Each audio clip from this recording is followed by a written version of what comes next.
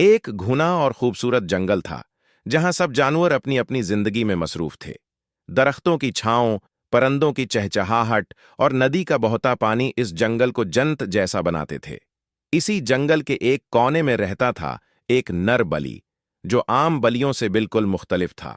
इसका नाम था टम्बो।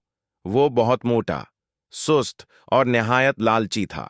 शिकार करने का कोई शौक नहीं था, बल्कि वो ज्यादातर जंगल में इधर उधर फिरकर किसी के फेंके हुए खाने या दरख्तों से गरे फल तलाश करता। वो हमेशा अपने मोटे पेट को सहलाते हुए कहता, जिंदगी का असल मजा सुकून में है।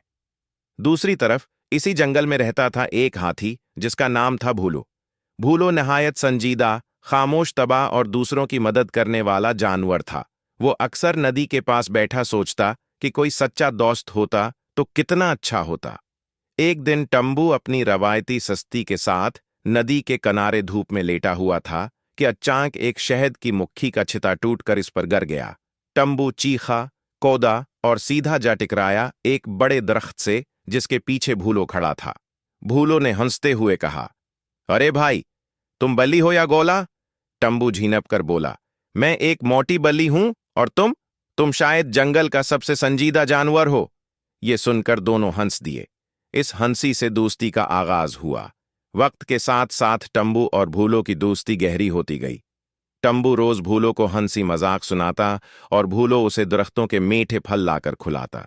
जब टम्बू दरख्त पर चढ़ने में नाकाम हो जाता, भूलो अपनी सोंड से उसे ऊपर उठा देता। एक दिन जंगल में शदीद बारिश हुई। नदी का पानी बढ़ गया। कई छोटे जानवर पानी में हो गए, फंस गए। भूलो ने अपनी ताकत का इस्तेमाल करते हुए एक एक जानवर को अपनी पीठ पर बैठाकर महफूज जगह पहुंचाया। और टम्बू, उसने पहली बार अपनी सस्ती को छोड़ा और बच्चों के लिए नरम घास का बस्तर बनाया ताकि वो कांपते हुए जमीन पर न सोएं। जब सब जानवर महफूज हो गए तो बुजुर्गों ने ऐलान किया, आज जंगल की हिफाजत एक मोटी बली और एक अजीम हाथी ने की है। ये है असल दोस्ती। और वो दिन जंगल की तारीख में यादगार बन गया।